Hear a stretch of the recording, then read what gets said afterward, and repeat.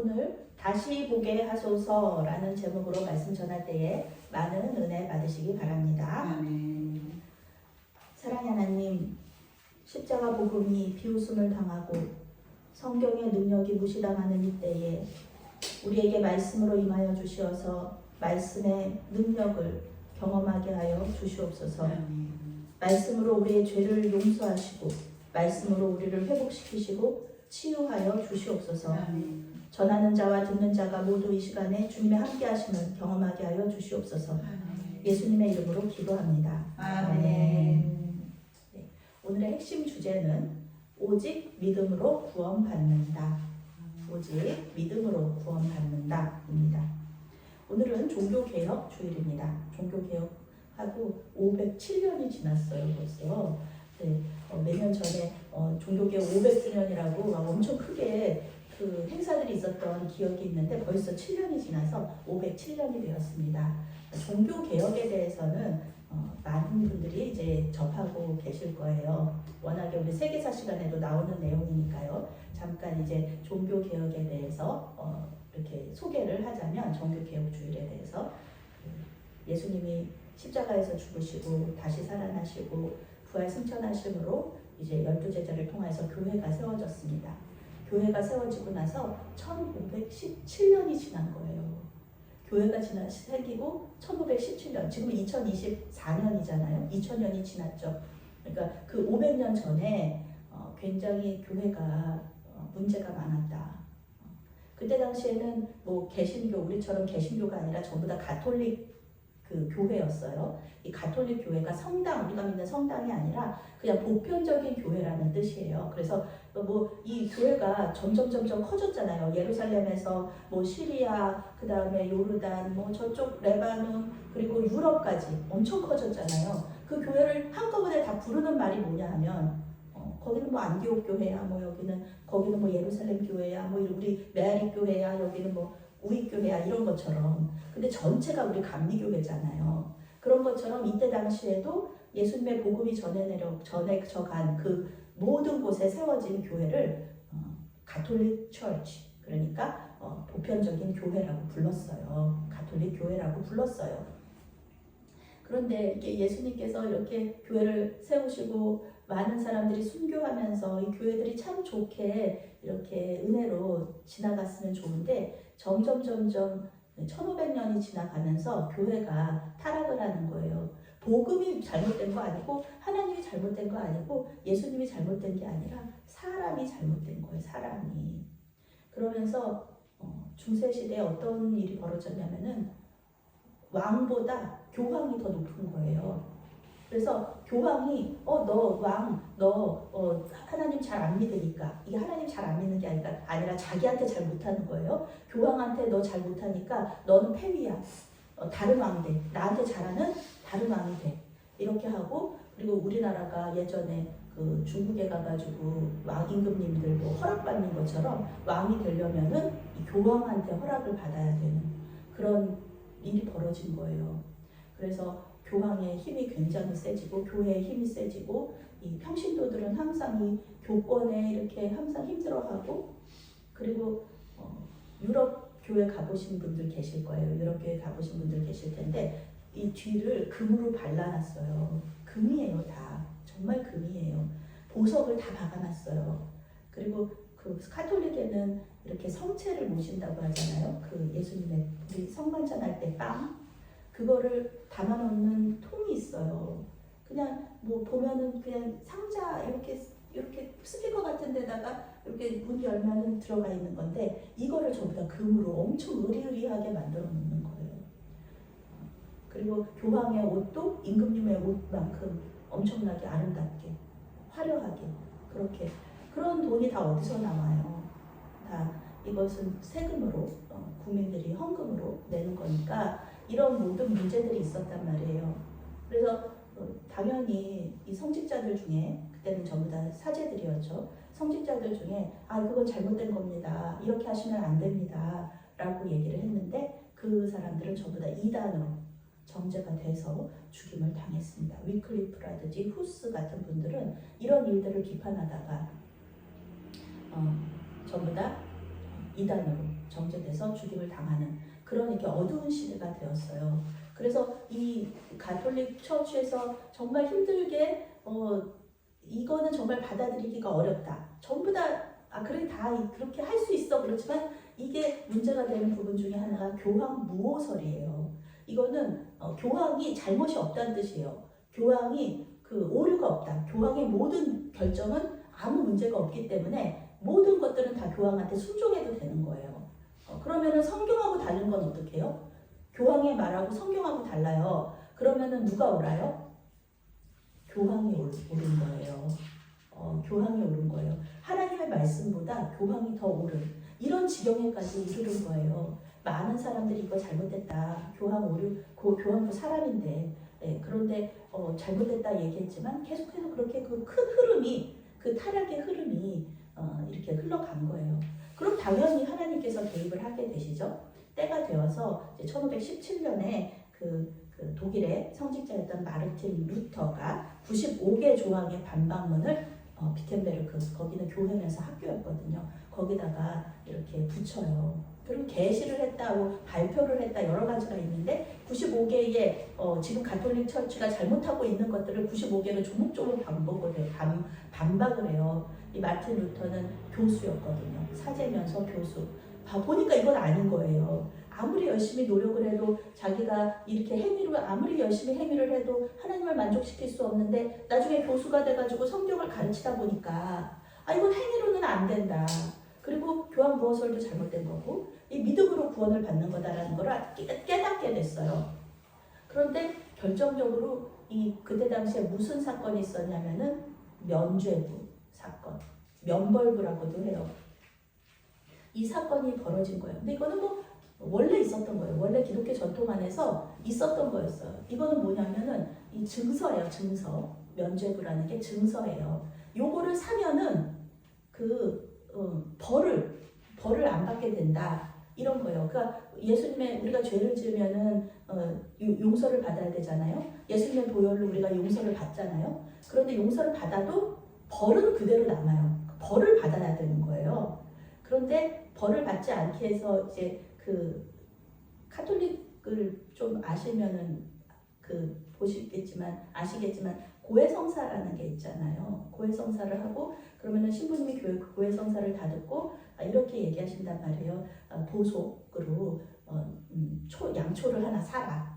이렇게 얘기를 하시든지 아니면은 주기도문을 몇 번 외워라 이런 얘기를 하면서 그 벌을 면해 주시거든요. 근데 그런 거를 이제 면죄부라는 이 증서를 파는 거예요. 이 증서를 팔면은 이제 죄는 용서받았지만 벌은 그대로 남아 있는데 요 증서를 사면은 벌도 사라진다는 거죠. 그래서 이거를 이렇게 그렇게 성도들이 마음 편하라고 이런 거 팔 수 있어요. 그래서 이거 가지고 교회 건축도 하고 그다음에 이제 신부님들 사례도 주고 이런 일들을 했단 말이에요.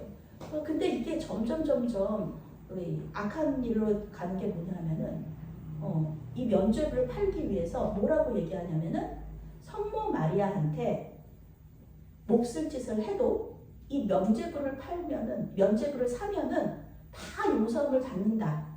이렇게 하면서 면죄부를 팔기 시작한 거예요. 왜냐하면은 그때 가보신 분들도 계시겠지만 로마에 성 베드로 성당이라는 아주 아름답고 대단한 성당이 있잖아요.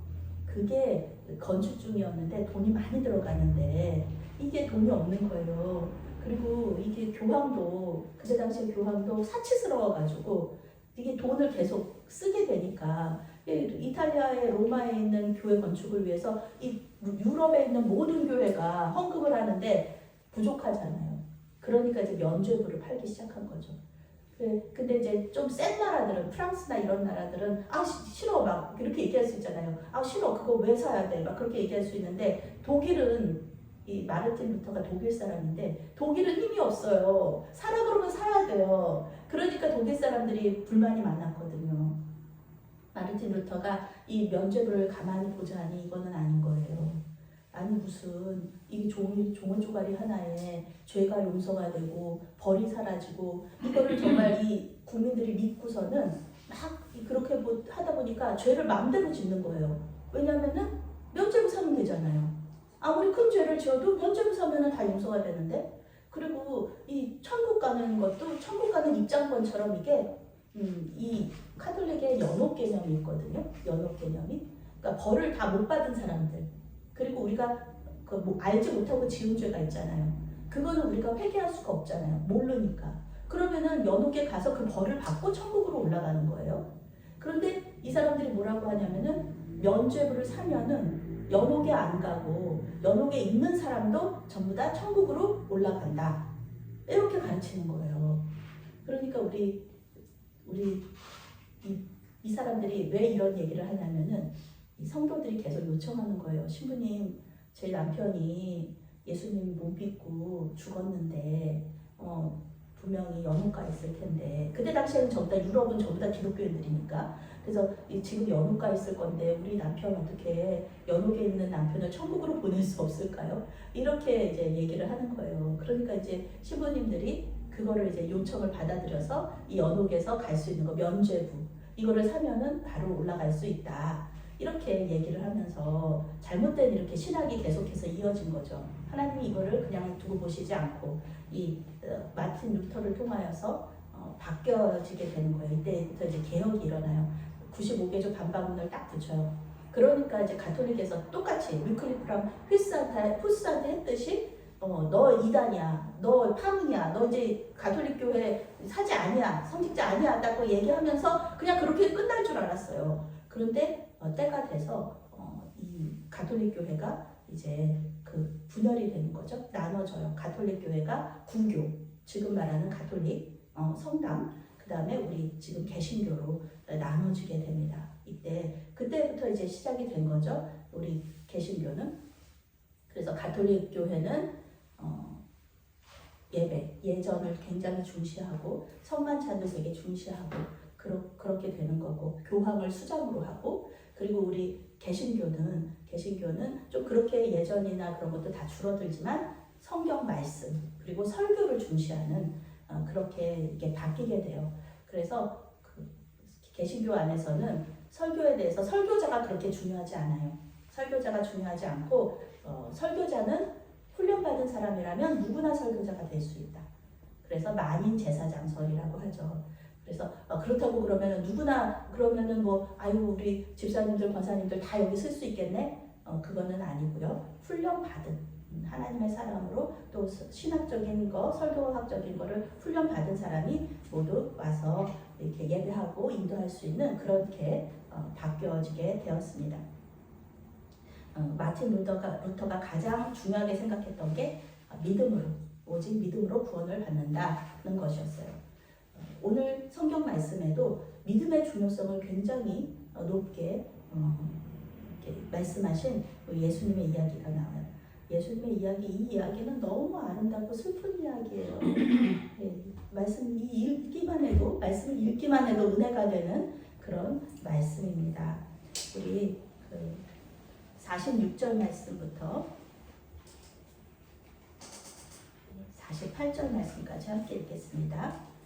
그들이 여리고에 이르렀더니 예수께서 제자들과 허다한 무리와 함께 여리고에서 나가실 때에 담메오의 아들인 맹인 바디메오가 길가에 앉았다가 나사렛 예수시란 말을 듣고 소리질러 이르되 다윗의 자손 예수여 나를 불쌍히 여기소서 하거늘 많은 사람이 꾸짖어 잠잠하라 하되 그가 더 크게 소리질러 이르되 다윗의 자손이여 나를 불쌍히 여기소서 하는지라. 아멘. 아멘. 네, 오늘 예수님께서는 여리고에 계세요.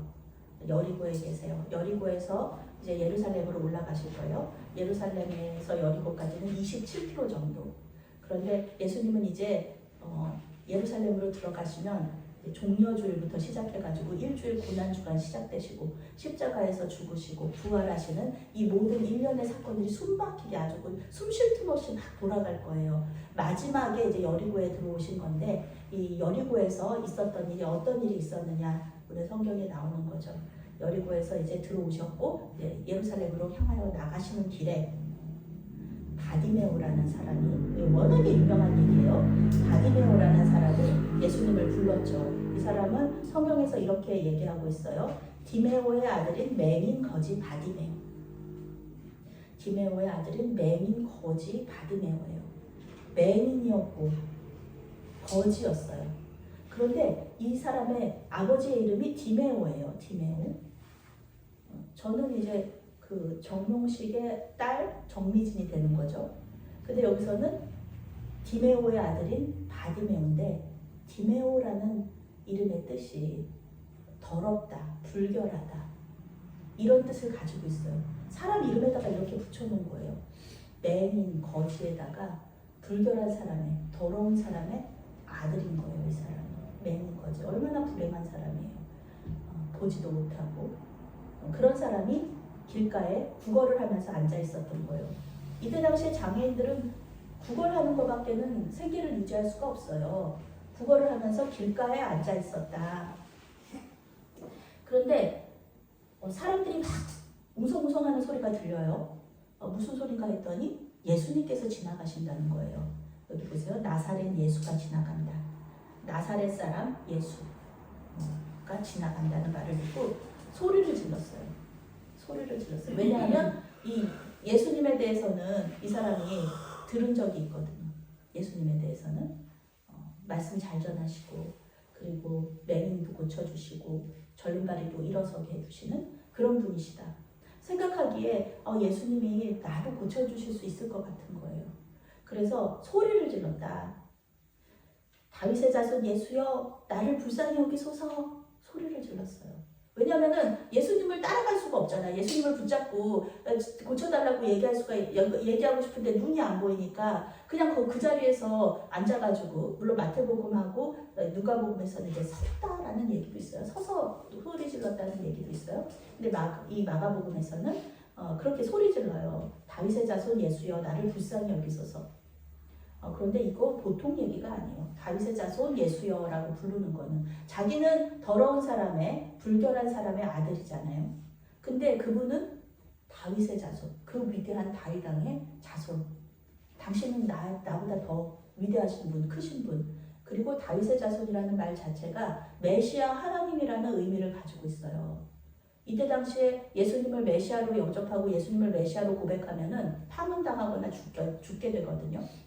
그런데 그때 이 사람이 다윗의 자손 예수여라고 부른 거는 자기는 이제 유대교에서 파문을 당해도 괜찮다라는 거예요. 그렇게 믿음의 고백을 한 거예요. 그렇게 얘기하니까 이 예수님께서 이렇게 근데 그 들으시면서도 예수님께서 그냥 가세요. 그냥 가세요. 많은 사람들이 예수님 방해하지 말라고. 예수님 지금 예루살렘으로 올라가시고 계시면서 사람들하고 교제 나누시고 계시는데 너 같은 맹인 거지 그런 사람이 집안도 비천한 사람이 예수님을 부를 수 없다. 너는 예수님 만날 수 없다. 이렇게 얘기하면서 조용히 하라고 막 그렇게 해요. 꾸짖으면서. 근데 이 사람이 더욱 크게 소리 질렀다고 얘기해요. 더욱 크게 소리 질렀다. 다윗의 자손이여 나를 불쌍히 여겨주십시오. 나를 불쌍히 여겨주십시오. 이거는 나를 용서해 주십시오. 나의 죄를 용서해 주십시오. 이런 의미가 들어있어요. 예수님, 당신 위대하신 분이신데 나를 용서해 주시고 나를 고쳐주세요. 불쌍히 여겨주세요. 이렇게 소리 질렀어요. 그랬더니 예수님께서 머물러 쓰셨어요. 예수님 전지전능하신 하나님이신데 당연히 그 사람에 대해서 다 알고 계시죠. 그런데 예수님께서 그 소리를 다 들으시고 그리고 예수님은 그런 거 이렇게 찬양받기 원하시는 그런 분이시잖아요. 믿음의 고백 받으면 좋아하시는 분이시잖아요. 머물러 서서 그를 불러와라 이렇게 말씀하세요. 그러니까 그 주변 사람들이 그 맹인을 부르러 가요. 여기서는 그냥 맹인이라고 부르죠. 점점 이 사람의 그 신분이 계속 회복이 되고 있어요. 처음에는 디모에오의 아들인 맹인 거지 바디메오였다가 다음에는 이렇게 그냥 맹인이 되어버리죠. 예수님을 만나면서 계속 신분이 회복되어요. 그때 예수님이 일어나세요. 일어나세요라고도 안 했겠죠. 그냥 그때 당시에는 이 사람은 이렇게 천한 사람이었으니까 야 일어나 예수님이 오라셔 그러면서 이렇게 얘기해 주니까 이 맹인이 너무너무 기뻐가지고 예수님이 부르시니까 너무너무 기뻐가지고 이 성경에서 겉옷을 내버리고 뛰어 일어나 예수께 나아왔다. 개역개정 성경에는 이렇게 말하지만 영어 성경에서는요 옷을 내팽개치고 그리고 점프하듯이 올라와요. 점프하듯이 일어서서 예수님한테 달려갔다고 나와 있어요. 맹인이 이렇게 예수님한테 달려간 것 자체가 정말 놀라운 일이고요. 이 겉옷을 내버렸다. 겉옷을 내버렸다는 게 큰일입니다. 여러분한테는 가장 비싸고 소중한 게 뭔가요? 가지고 계신 것 중에서 가장 비싸고 소중한 거 있죠. 뭐 통장일 수도 있고 집일 수도 있고 뭐 자동차일 수도 있는데 그거 버리기 쉬운가요? 이 사람한테는 겉옷이 그런 거였어요. 겉옷이 가장 자기가 가지고 있는 것 중에서 가장 비싼 거예요. 겉옷이. 이때 당시에 그 겉옷이라는 것은 담보물로 잡힐 정도로 아주 귀한 거란 말이에요. 그거를 내버려 두고 예수님을 나아갔다라는 거죠. 예수님께서 말씀하세요. 이렇게 얘기하세요. 내게 무엇을 하여 주기를 원하느냐. 내게 무엇을 하여 주기를 원하느냐. 여기서도 맹인이라고 나오죠. 더 이상 디메오의 아들인 맹인 거지 바디메오가 아니에요. 이 사람은 이제는 그런 사람의 아들이 아니에요. 이 사람은 그저 맹인이에요. 거지도 아니고. 그때 예수님께서 이렇게 말씀하셔요. 항상 이렇게 물어보시잖아요. 예수님 조금 뭐 짚고 주시다 그래야 되나? 우리 예수님 다 아시잖아요. 아니 맹인 거지가 나한테 와가지고 뭐 원하시냐고 뭐 해달라 그러겠어요. 눈 고쳐달라는 거죠. 근데 예수님은 물어보시는 거예요. 너 뭐 원하니? 그러면서 항상 너는 내가 무엇을 하여 주기를 원하느냐? 네가 원하는 것이 무엇이냐? 이러면서 우리를 성찰하게 해요. 우리의 소원이 무엇인지 한번 생각해 보게 하세요. 내가 진정으로 원하는 것이 무엇일까? 38년 된 병자는 베데스다 연못에 데려다 달라고 그러잖아요. 베데스다 연못에 데려다 달라. 이 사람은 자기의 그 기도 제목이라든지 이런 게 정리가 안 된 사람이었어요. 그런데 이 사람은 바디메오, 이 맹인은 자기의 소원을 그대로 말해요. 선생님이여, 보기를 원합니다. 보기를 원합니다. 세번역 성경에서는 다시 보기를 원합니다 라고 나와 있어요. 다시 보기를 원합니다. 내 시력을 회복시켜 주십시오. 보게 해 주십시오. 이렇게 얘기해요. 굉장한 간절함. 예수님만이 하실 수 있다는 믿음의 고백. 이렇게 하는데 예수님께서 이렇게 말씀하시죠. 가라, 내 믿음이 너를 구원하였느니라. 가라. 너 어디든지 가도 돼. 너의 믿음이 너를 구원하였어. 눈에 대한 얘기 안 하세요. 눈에 대한 얘기 안 하세요. 시력에 대한 얘기 안 하세요.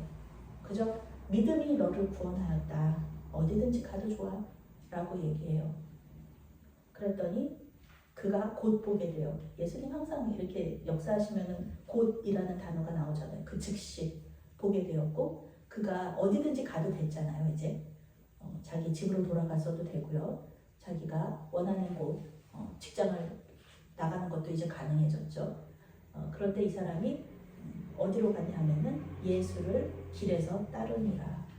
예수를 길에서 따르니라. 예수님을 따라가는 그 길을 선택해요. 예수님이 가시는 그 길이 이제는 지금까지의 영광의 길 아니에요. 예수님께서 가시는 길은 고난의 길이고 십자가의 길이에요. 그런데 그 제자의 삶을 이 바디메오가 따라가게 됩니다. 바디메오는 초대교회 때부터 이 사람 유명한 사람이었어요. 이 사람이 어떻게 예수님을 영접하게 되었는지 이제 마가가 듣고 그거를 이제 마가복음에다가 기록을 한 거죠. 다시 보게 되기를 원했던 이 사람. 기독교 전통 중에 예수 기도라는 전통 기도가 있어요. 전통적인 기도문. 예수 기도의 기도문이 뭐냐 하면은 바로 이 말씀이에요. 다윗의 자손 예수여 나를 불쌍히 여기소서. 이게 전통적인 기도문이에요. 이게 처음에 로마의 박해를 많이 받다가 박해가 이제 사라지고 그 로마의 국교가 되면서 평안해진단 말이에요. 평안해지니까 이 사람들이 믿음 생활이 느슨해진 거예요. 나는 이렇게 느슨한 믿음 싫다. 그러면서 사막으로 들어간 사람들이 있어요. 남자는 교부라고 하고 여자는 교무라고 해요. 이 사람들이 했던 기도예요. 이것들이 계속 지금까지 이어져 온 건데 이것이 어떤 기도냐면은 항상 기도하라, 항상 기뻐하라, 쉬지 말고 기도하라, 쉬지 말고 기도하라는 말씀에 순종하려고 이 기도문을 만든 거예요. 그래서 우리가 쉬지 않고 하는 게 뭐예요? 호흡.